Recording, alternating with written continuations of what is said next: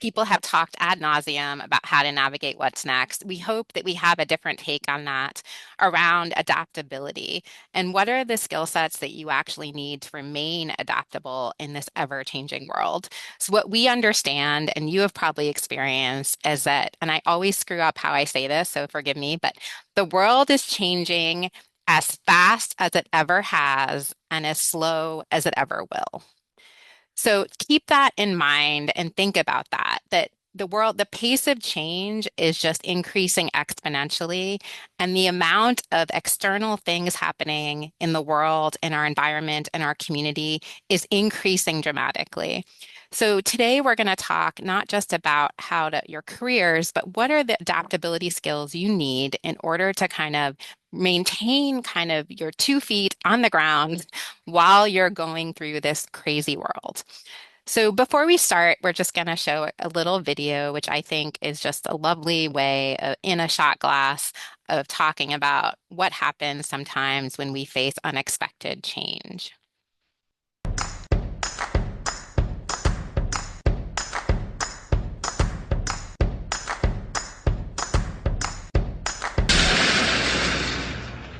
Whoa, that's not good.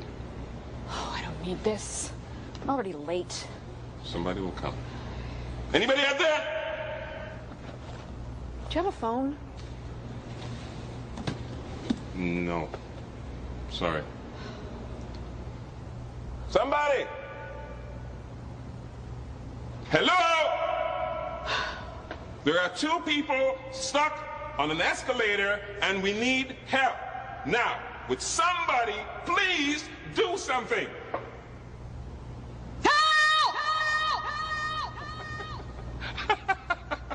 I don't believe this. You gotta be kidding me.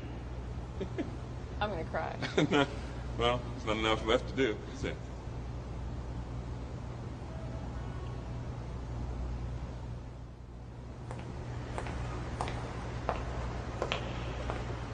Hello? Hey, don't worry about it. I'll fix it in a second. He said he could fix it. All right. All right. That's more like it. He says he can fix it.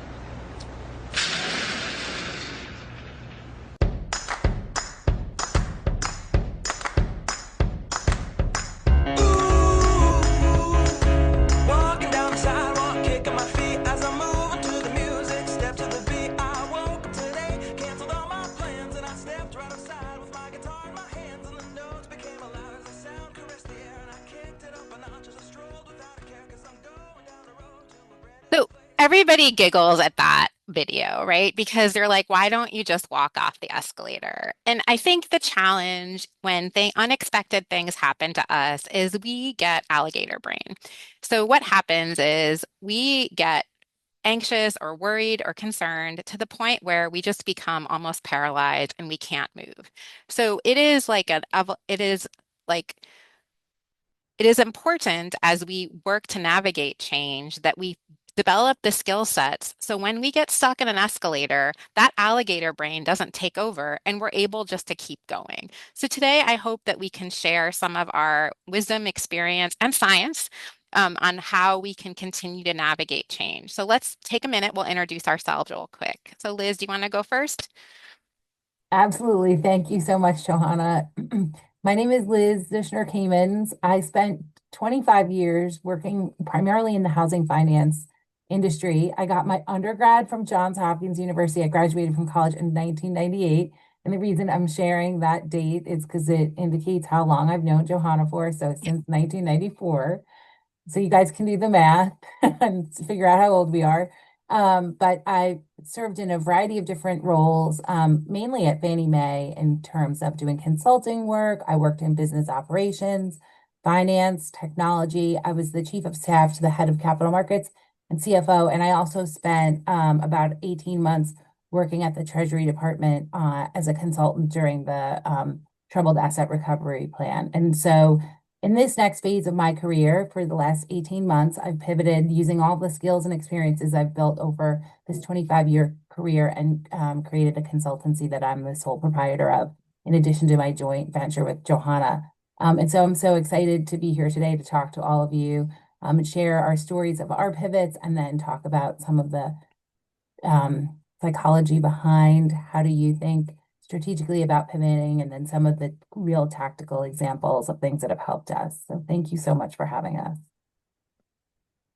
So, my name is Johanna Wolf. I am a clinical psychologist by training. I have dedicated my entire life to public service. So, I joined the Peace Corps after I went to undergraduate. I did an internship at Massachusetts Mental Health Center up at Harvard Medical School, which was dedicated to folks who fell through the cracks in public service and on the Massachusetts Public Health um, Center. And I then did my postdoc at a VA hospital. And for the last 25 years, I have either supported the military primarily, aside from a brief stint in a women's prison as a psychologist, I promise. I really dedicated my entire career to public service. In the last 7 years, I supported a joint special operations unit here in Washington, D.C.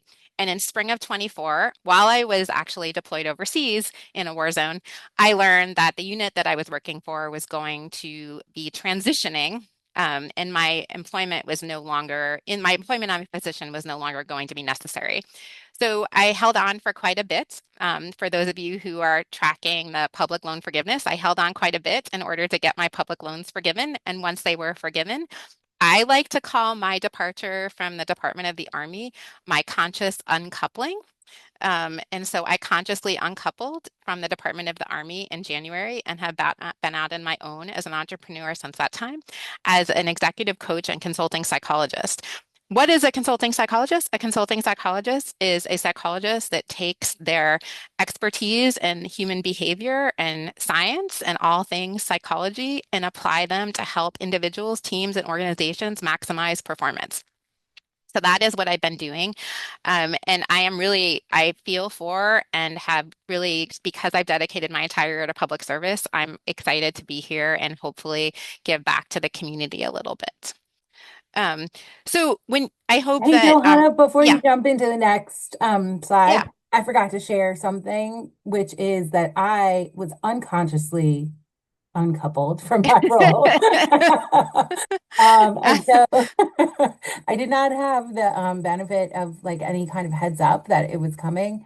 But I learned how to use that time to really reset myself. So I just wanted to mention that because I think it's important for us to share what might be a common experience. Well, and I think it's so important because when we go to pivot or when we go to adapt, there's a variety of reasons why we do that. Sometimes it's because it's chosen. Sometimes it's because the path that we had created isn't in front of us anymore, or the ground shifts underneath us, and sometimes we're forced to. Sometimes it's like that we get to a point and we're like, this is it. Like, now what? And there's a time to kind of pivot and change. So I think Rebecca dropped in the chat. We put together a special workbook just for this session. So if you have that available, it's helpful to kind of open it up and think about as you're walking through this. It gives you some tools and kind of little bit Cosmo quizzes as we're going through. And I'm a dork, so I call them Cosmo quizzes because I haven't had time to do the psychometrics to make sure they're valid and reliable, but I think they're helpful for some self-discovery. So when I think about why you showed up today, that you think about what are the changes you're navigating and what makes it feel hard now. So is it that you feel like everything can change at any moment? Is that you feel like everything is pretty unpredictable or things are unclear? And if you're feeling any of those things, there's a term for that, which I love. It's called VUCA. It's a VUCA world. And it was coined at West Point kind of to describe the geopolitical landscape. And now I use it just to describe the world we live in. So it feels like everything is volatile, meaning things are changing. You don't know what's going to happen, uncertain. You're not sure what's going on ahead of you, chaotic, and that like it's just kind of, you don't know what's happening. Multiple things are happening at different places, and it's ambiguous. You can't put your finger on it. And even if you can put your finger on what's happening and how the world is changing, there's a tweet overnight and then it changes again tomorrow. So you never know kind of where things are going. And this can make us really feel like unstable of ourselves, unstable in our career, our homes, our lives, our community. And so I just want to validate that feeling for everybody. And it can really contribute to your current level of stress. So if you think about what is your current level of stress, and sometimes it's it's like low and you're okay. And sometimes we're in the everything's fine and with a smile on your face, but really it's a dumpster fire floating down a flood of a river.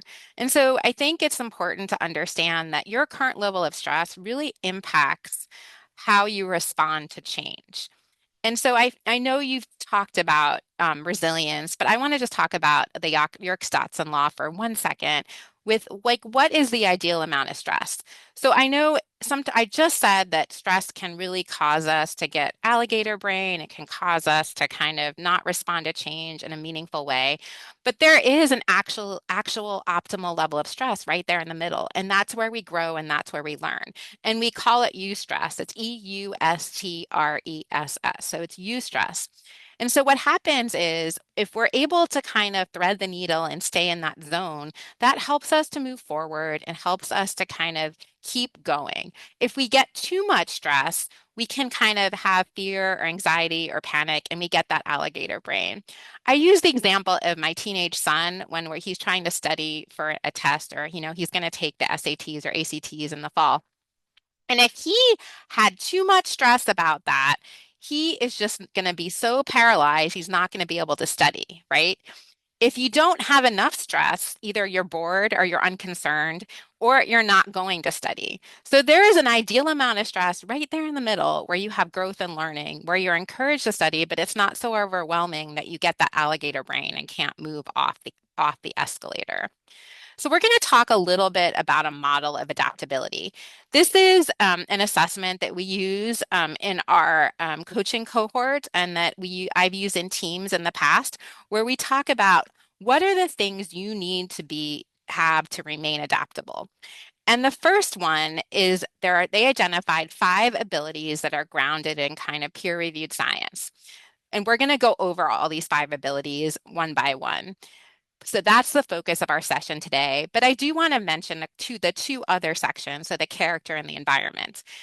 The ability section identifies these 5 abilities that you can teach yourself and you can grow on and how to become more adaptable. The middle section is your character. So it's highly correlated with, those of you familiar with the NEO or the Workplace Big Five or the Big Five personality factors, it's really correlated with that. And the answer is, given who you are as a human being, are you someone who naturally responds to change in a positive manner, or are you someone who needs kind of some support in responding to change? And the last piece is your environment. And this is a really important piece, especially for those who are in government right now or in the corporate world where you just have a lot going on within your organization. You can be the most adaptable, entrepreneurial, ingenious person in the entire world. And if you get dropped into an environment where that is soul crushing, or you're task saturated, or you're not able to use those skill sets, it doesn't matter.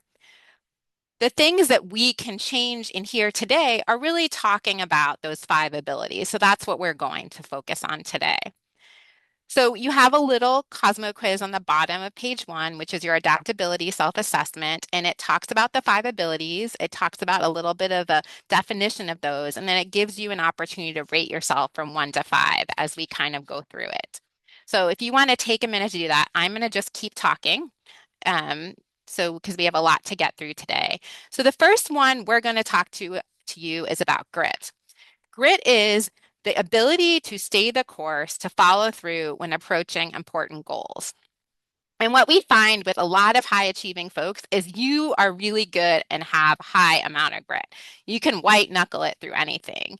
And the metaphor that I use is the GPS, right? So if you're driving and you're using your Apple Maps or your Google Maps and you're driving, if you have a goal in mind and there's traffic, you don't just say like, well, I'm going to turn around and go home now because I hit traffic. I mean, okay, admittedly, I live in Maryland. I used to commute to Crystal City every day. There are times I just turned around and went home, which is totally fine. But as long as you don't do that every day, it's okay, right? So if you have a goal in mind, you want to think of what is your destination? What is that goal or value that's fixed? What is a roadblock you're hitting, and how do you recalculate in order to continue reaching that goal?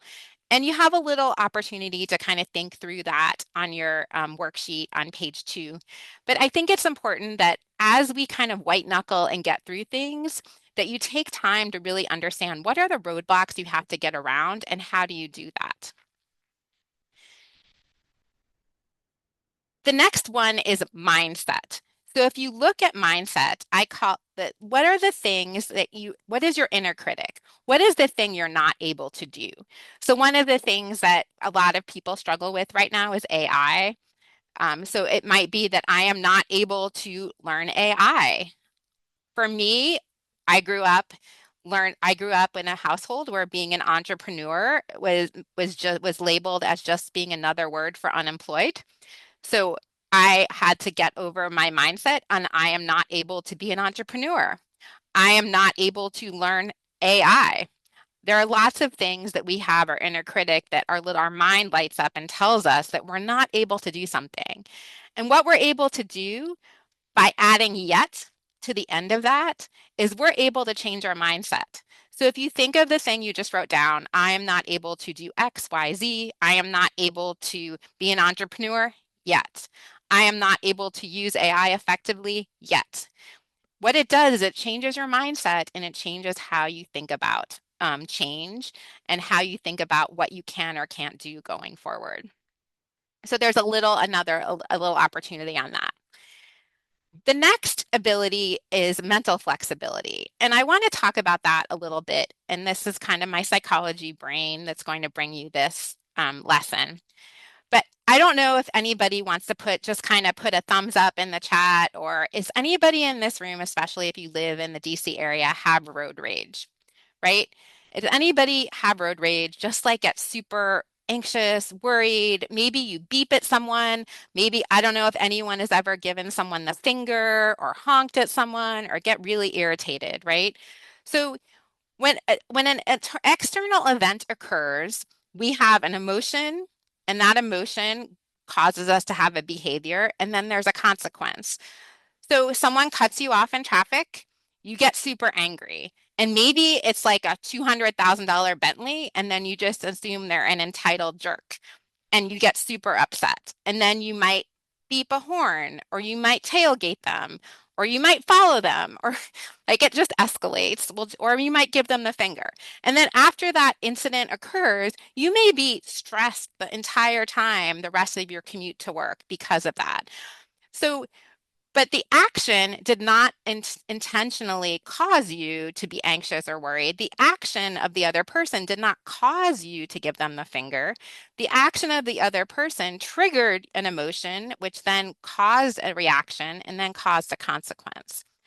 So if you're able to think about things in a different lens, so what if I told you that the person that cut you off was in labor and was on the way to the hospital?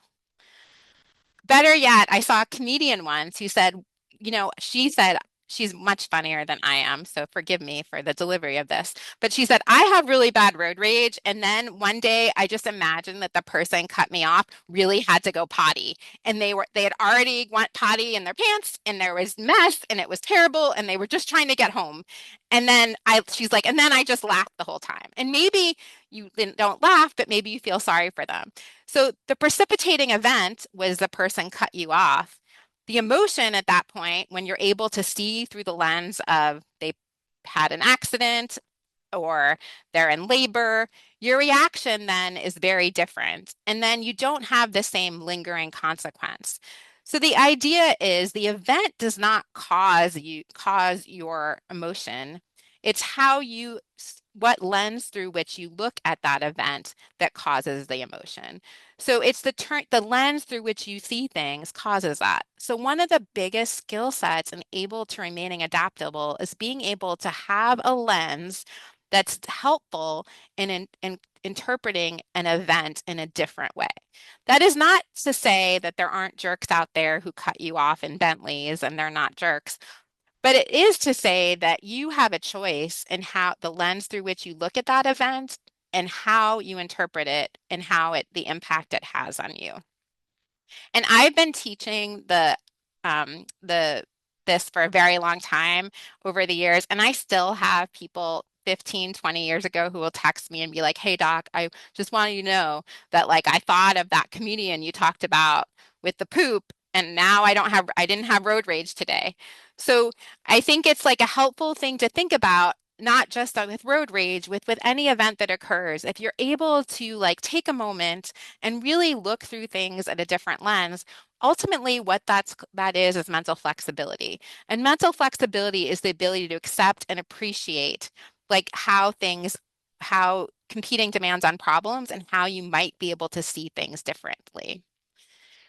And the resilience mindset, the resilience ability is one you've probably talked about ad nauseum, but I do think it's really important to at least acknowledge that your ability to remain resilient and bounce back does not have to be this dramatic shift. Especially, we hear a lot of things, and it's all over the news right now, that you're supposed to get 120 or 500 grams of protein a day. You're supposed to lift 200 pounds of weights every 20 minutes.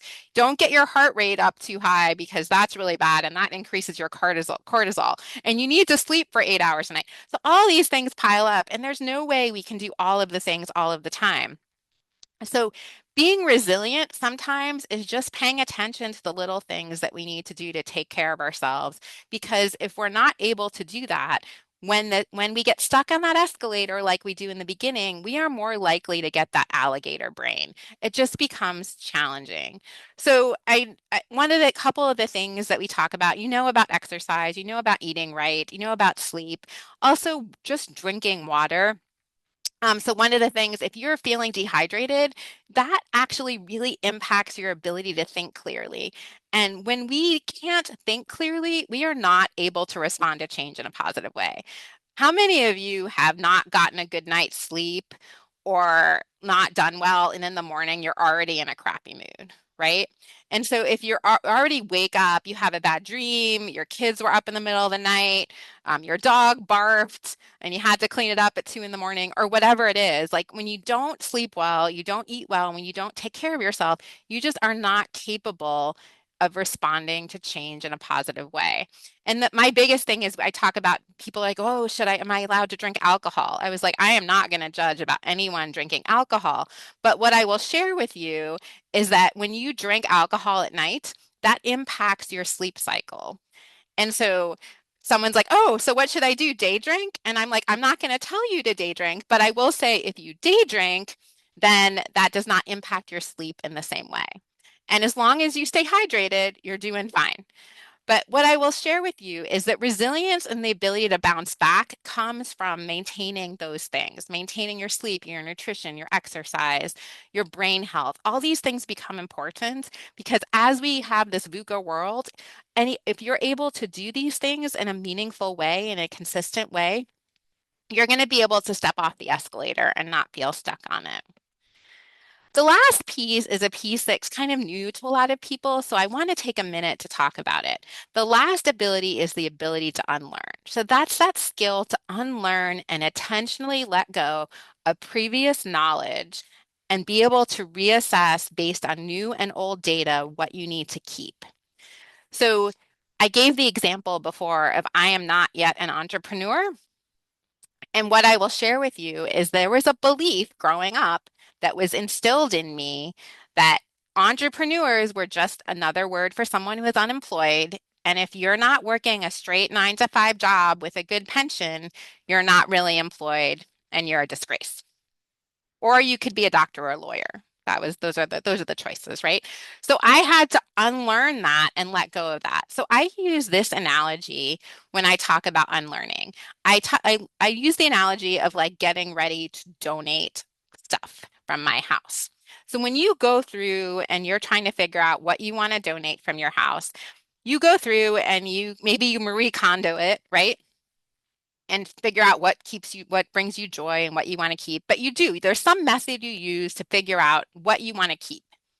There's another method you use that says like, look, like this served me well at a certain point in my life, but now I need to give it to someone else. It's like a belief or a value or something you learn that, look, that serves someone else now, but not me. So I'm gonna just kind of like move that to a side. I might come back to it. I might want to go back to Goodwill and get it later, but I'm gonna kind of donate it.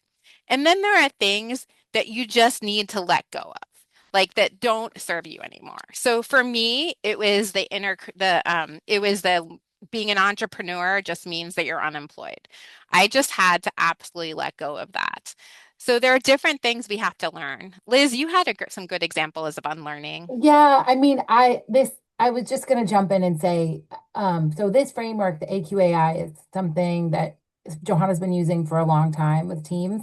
She introduced me to it in January of this year as we were beginning to work together to coach the 8 women that we've been working with through their career pivots. And I've sort of been leveraging the framework to help myself continue to evolve and grow. And this unlearning has been such a like important thing for me because it applies to so many categories of life. And so Johanna just talked about the norm that she had in her family relating to entrepreneurship. You know, I in my family had heard repeatedly that my primary goal in life was the accumulation of capital. My father worked in finance. Well, in this environment, that's just not a helpful norm to bring into my world. And so I put that in a total donate category for right now because it's not helpful. I've also really thought about some of the ways that I learn new systems and the way that my brain works. And sometimes it takes me a little longer to learn them than others. And as an entrepreneur, I have to learn a whole bunch of new systems. So just building in the bandwidth to give myself the time and ability to do that learning in the right way. Sometimes in the beginning, it's slower for me, and then I accelerate much faster than the norm after I've sort of figured it out. So just creating the time and space to be able to learn at the pace that works for me has been incredibly valuable and very freeing. And this picture keeps popping up for me as I think about the future, because as the world changes faster than it ever has been before, I'm quoting Johanna now, and faster than it ever will be in the future, like we can't adapt at the stage in life that we are unless we are thinking about these categories. So I just talked about a category of systems and beliefs. But we've also, Johanna and I talk about people too. I mean, there are certain people in a certain phase of life who are not contributing positively, and you might need to like put them in the keep them on the side category for now if the ways that you're interacting with them are not helpful to you and are causing stress. So I just love this visual because it really does help you think about how do you control your like the things that are happening around you, your environment, and then the way that you think to facilitate change in an environment, which is VUCA. Was that helpful? Yeah. Hopefully.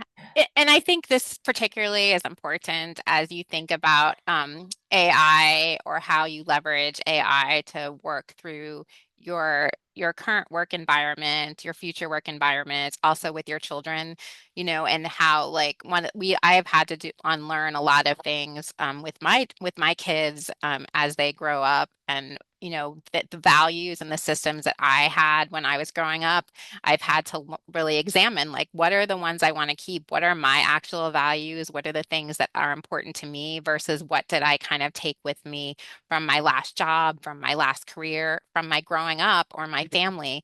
And what do I want to instill in my children? And those may be different. So unlearning just becomes such a large piece of it. And there's really not a way to be adaptable and maintain adaptability without being able and willing to unlearn things, and be able to look at data and look at information through a lens of like, okay, that's how I did it before, but that might not be serve me now to do it this way. So I think that's really important. So I want everyone to take a minute. You can put it in the chat, or you could just write on your worksheet. So what do you think your top strength is? And what do you think the thing you want to develop is? And those are the things to kind of think about and dig into. And what I will share is that what we know about human behavior is if there's something that you want to change or you want to develop, having an accountability partner and writing it down is the way to do it. I had dinner with a friend the other night and I was like, "Did you do X, Y, or Z?" And she's like, "No." can you check in on me tomorrow and see if I did it? And of course, now she's regretting that because like I text every day. I'm like, did you do it yet? Did you do it yet? Right. But when we put something on paper, especially if we write it, if we share it with someone in the universe, we are more likely to then do it ourselves. So that becomes important. So I think when I talked about the adaptability assessment earlier, we talked about ability, right? We talked about character, which for the most part is not so much changeable.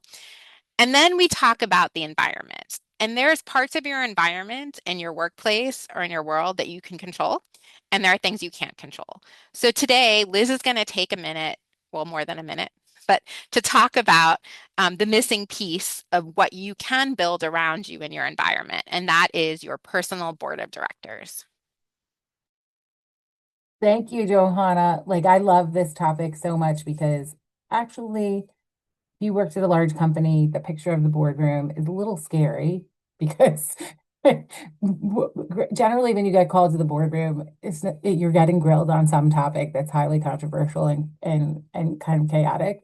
But we're flipping the script on that and now talking about instead of just one mentor, how are you creating an environment that will facilitate your future growth and success by stacking a board of directors for yourself that play some critical roles?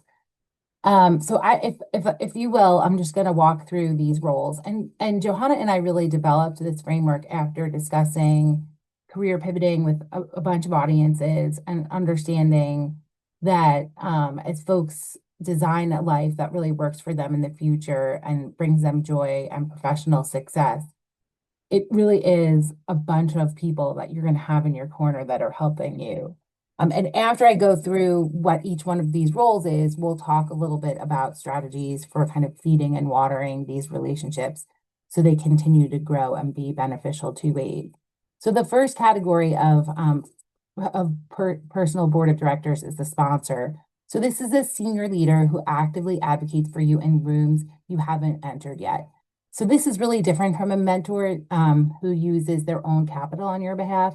But this is the person, if you are in a work environment, they're the one who's advocating for you to get a raise. But as you're navigating job change, they're also the person who's out there kind of talking about your skills and strengths and what a great person you could be to contribute to a future team. The mentor is someone who's navigated a similar pivot to that you're trying to execute, and they can share their hard-won lessons and really encourage you through the hard times. They're someone that knows sort of the roadblocks that you're going to encounter and helps you get over those. The Rubik's Cube is the challenger, and the challenger is so important.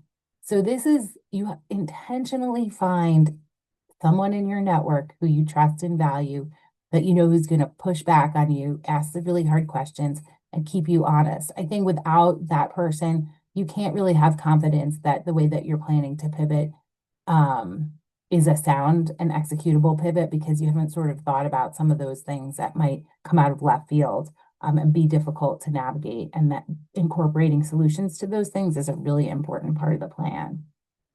The next category is the connector. Okay, and so Johanna, sometimes she calls me the connector because I have a robust network and can often say, oh, I have that person for you. But this is a person who is a natural networked relationship builder who opens doors to industries or communities for you or gives you ideas on how to do that for yourself. They love making introductions and they're good at that. And for those of you who are similar vintage to Johanna and I, it's Julie Fisher in When Harry Met Sally when she's sitting there with her Rolodex talking about men that might potentially be available in the future to set Meg Ryan up with. The fourth category is the witness. So this has someone who's known you long enough to remind you who you are, and particularly when you doubt yourself. And they're especially valuable during pivots because they serve as your champion, reminding you that you can do what it is that you've set out to do and how you might be able to do something that you didn't even think you were capable of. And then the last category is the futurist. So this person is a forward thinker. They're the person who's thinking about how, for example, AI may be disrupting your industry. They're really looking around corners, seeing future opportunities that may not be obvious to you, and are helping you think about how to modernize your skill set so that you can compete in an employment marketplace in a different way than you could before, but that's uniquely aligned to who you are as an individual and the skills that you have. And so this is something that I think some folks naturally think about for themselves. And for others, it takes a lot of focus and intention to think about who are the people that they know who can fill these categories and who are the people that they don't know that they might want to start developing relationships with to really help them. So Johanna, if you don't mind, or is it whoever's got the slides, I just wanted to flip to the next one. So as you think about, we just covered so many things that one can do to help them develop the adaptability to navigate an uncertain professional environment. And then we went through the board of directors, who are the roles that can really help you execute change and support you and foster your growth. With the board of directors, there's just a way that you can like manage that group of people like they are actually a board of directors. So if you were the chairman of the board, you would be doing quarterly check-ins with the people on your board. You'd be thinking about specific scenarios, questions, things that you wanted them to think about, maybe sharing those with them in advance of the quarterly check-in so they have time to think about it. You're also thinking about each one of those people on your board as key stakeholders and what are some of the things that they could benefit from you providing to them, and thinking about reciprocity and being reciprocal generously. So, there's some examples of this, which I've done, is if I have a mentor that's much more seasoned than I am, I would offer to, and this is a great one, and I always love the give back that this gives me, is I'll offer to mentor younger people in their family who may need career advice, or I'll offer to ask my clients questions that are top of mind for my board, the person who's on my professional board of directors. Just really thinking about what are ways that I can add value back to them that's gonna make them want to continue to engage with me on a regular basis. And then I think the process of reevaluating, like, where are you in the cycle of your relationship with that person? Is it time? Have you kind of like exhausted all of the insights and benefit you're going to get from them? Are they in a point in their career where they don't have the capacity to dedicate as much time as they used to and you need? And like kind of reevaluating where you are with that person in your life cycle of your relationship. Is it time to replace them or augment them with someone else or hand them off to someone else who really needs them?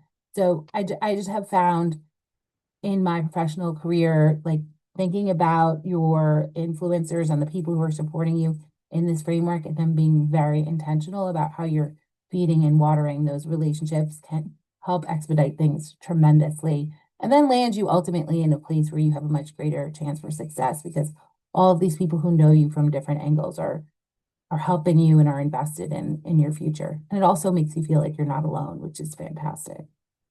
So I was talking to someone this morning who is a political appointee during the Biden administration. And she was talking about how she wants to pivot, but she felt like she had too much of a niche in order to do so. And she's like, I have a board of directors. And I said, well, that might have served you when you were in your niche, and now you want to pivot to a different niche. So being intentional about who you reach out to and who you want on your board of directors becomes really important, especially if you're looking to pivot or looking to transition to a different role, a different company, a different job, a different market, a different niche than you might have originally been with. And I feel for, I worked for, especially the last 8 years of my career, I never networked. I never talked about what I did. I never shared what I did. And now I find myself having to re-energize my board of directors, re-energize my network, and put myself out there in ways that are super uncomfortable, and not something that was necessarily aligned with how I naturally interact with the world. And so Liz has been wonderful about pushing me out there to talk to people, get connected with people, and kind of plug back into the networks that are so important to us, in order to kind of continue to grow ourselves in different ways. So I just wanted to share with that. I think sometimes as federal employees, or as folks especially who are in jobs that maybe were more sensitive, it just makes it so challenging when you're trying to plug back into a network. Liz and I reconnected over the Women of Hopkins network, and I hadn't really been involved in any alumni relations in 25 however many long years it was since I graduated. And plugging back into that network has been, it really, honestly, people make fun of me when I say this, but it's been like getting a warm hug as I come out of this conscious uncoupling or come out of however you want to say it, um, into this world where I'm no longer a federal employee and I have to kind of plug in and reconnect with people in ways, people I haven't talked to in a long time. And surprisingly, those folks are so generous with their time, their resources, their energy in order to kind of help Liz and I grow in ways in which we didn't anticipate. It's been wonderful. And I just wanted to say, were it not for Women of Hopkins, we wouldn't be here today because Hmm. Johanna and I helped organize the annual women's conference in March, and that's where we met Tiffany, and she was so gracious to facilitate us coming here today. And so, leaning in into those types of kind of affinity groups where we've had a shared experience with other folks that we may not have been connected with has been a real network opener for us. And I did want to just also revisit the concept of unlearning.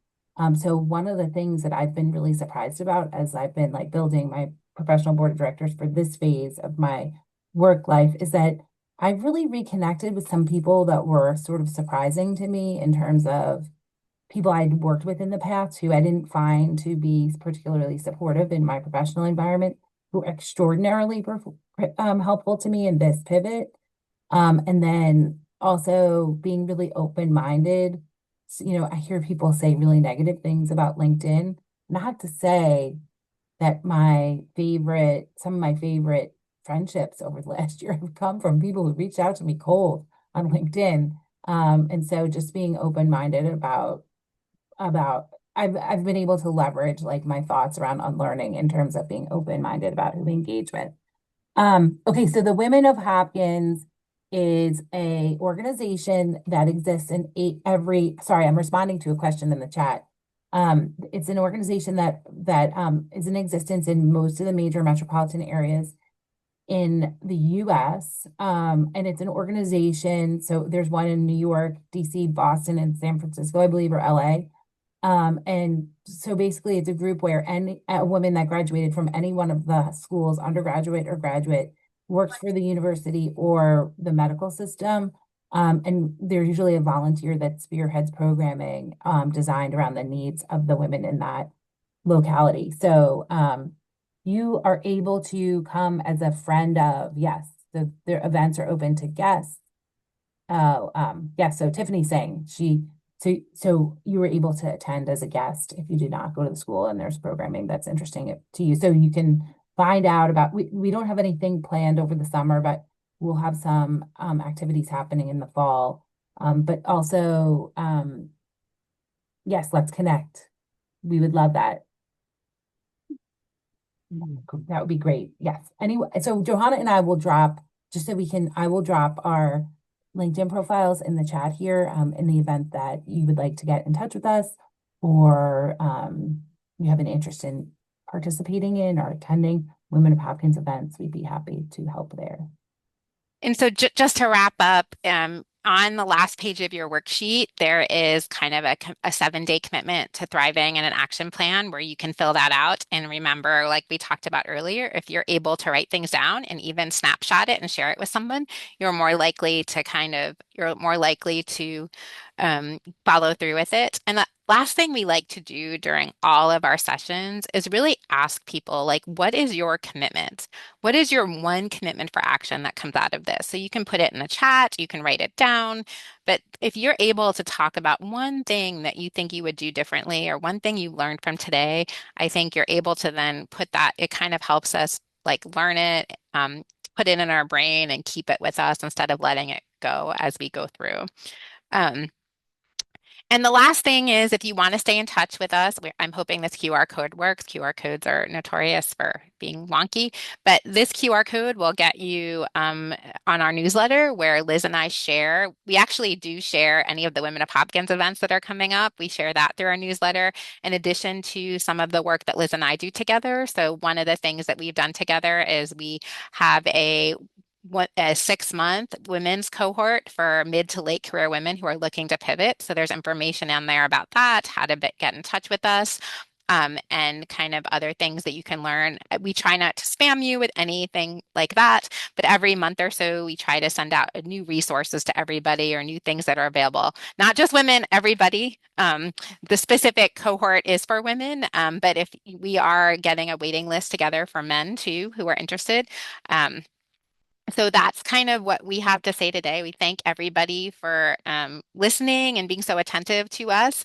And we will stick around if you have questions in the chat. We're happy to have Rebecca, if you want to be our monitor or mediator or whatever that word is. Please feel free to ask questions and we will stick around for a little bit. Thank you so much.